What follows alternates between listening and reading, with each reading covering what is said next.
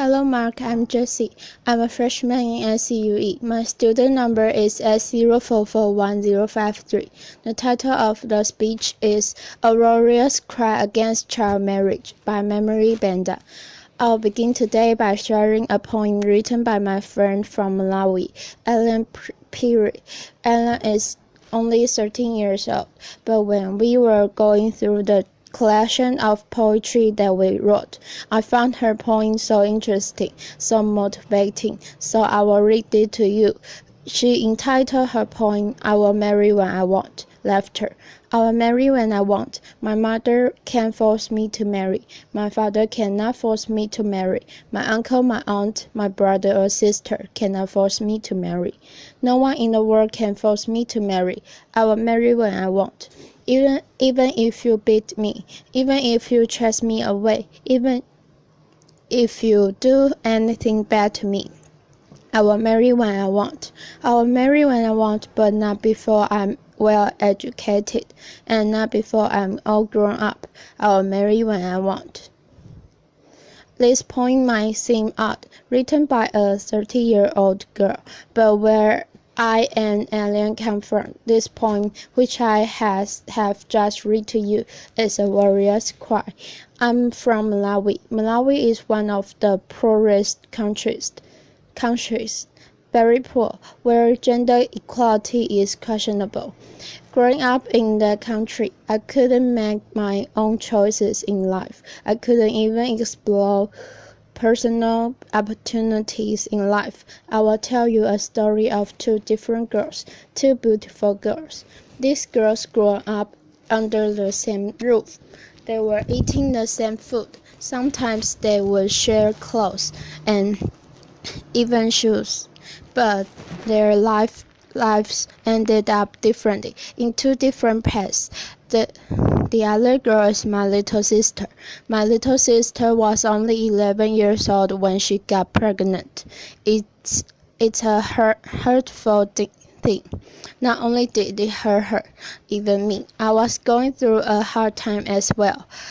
As it is in my culture, once you reach puberty stage, you are supposed to go to initiation camps. In these initiation camps, you are taught how to sexually please a man. There is this special day, which they call very special day, where a man who is hired by the community comes to the camp and sleeps with the little girls.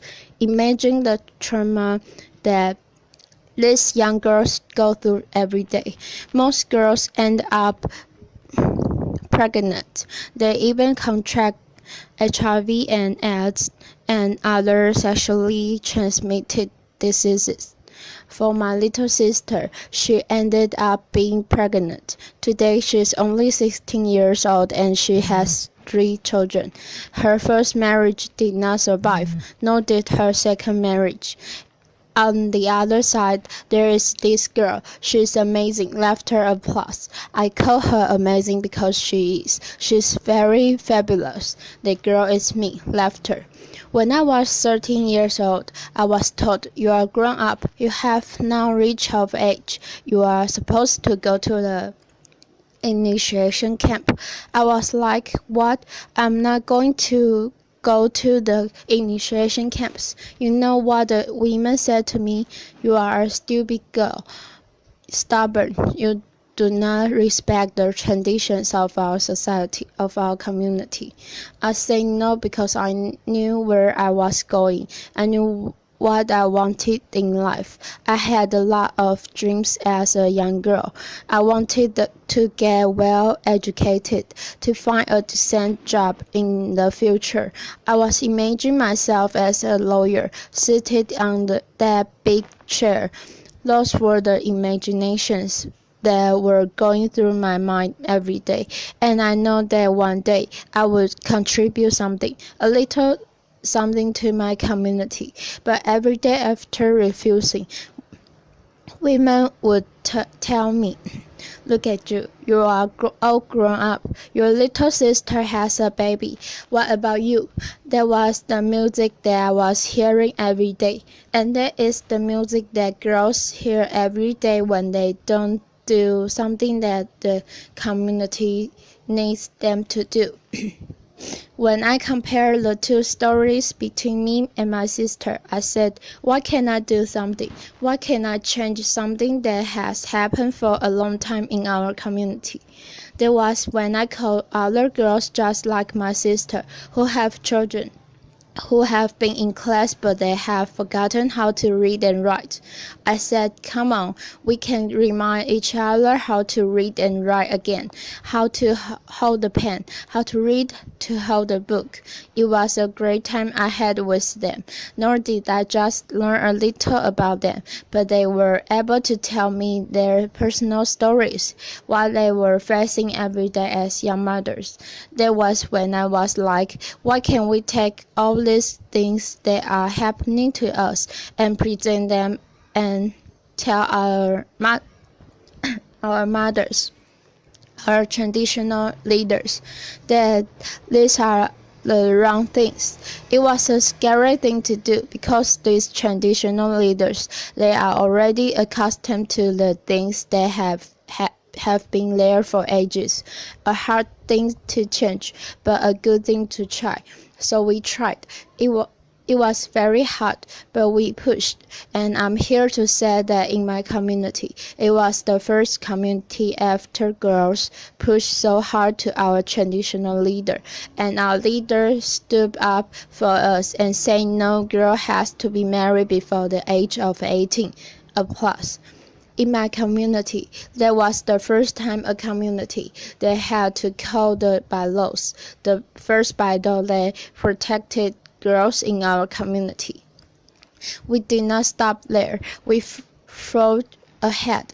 We were determined to fight for girls, not just in my community, but even in other communities. When the child marriage bill was being presented in February, we were there at the Parliament House every day. When the members of Parliament were entering, we are telling them, would you please support the bill? And we don't have much technology like here, but we have our smartphones. So we said, why can't we get their numbers and text them? So we did that. It was a good thing. Applause. So when the bill passed, we text them back, thank you for supporting the bill. Laughter. And when the bill was signed by the president, making it into law, it was a plus. Now in Malawi, 18 is the legal marriage age, from 15 to 18. Applause. It's a good thing to know that the bill passed, but let me tell you this, there are countries where 18 is the legal marriage age, but don't we hear cries of women and girls every day? Every day, girls' lives are being wasted away. This is high time for leaders to honor their commitment. In honoring this commitment, it means keeping girls' issues at heart every time. We don't have to be subjected as second, but they have to know that women, as we are in this room, we are not just women, we are not just girls, we are extraordinary. We can do more. And another thing for Malawi, and not just Malawi, but other countries, the laws which are there. You know how a law is not a law until it is enforced. The law which has just recently passed and the laws that in other countries have been there, they need to be publicized at the local level, at the community level, where girls' issues are very striking. Girls face issues, difficult issues at the community level every day. So if these young girls know that there are laws that protect them, they will be able to stand up and defend themselves because they will know that there is a law that protects them. And another thing I will say is that girls' voices and women's voices are beautiful. They are there, but we cannot do this alone. Male advocates, they have to jump in to step in and work together. It's a collective work. What we need is what girls elsewhere need: good education, and above all, not to marry while 11. And furthermore, I know that together we can transform the legal, the culture, and political framework that denies girls of their rights. I'm standing here today and declaring that we can end child marriage in a generation. This is the movement. This is the moment where a girl and millions of girls worldwide will be able to say, I will marry when I want. Applause. Thank you. Applause.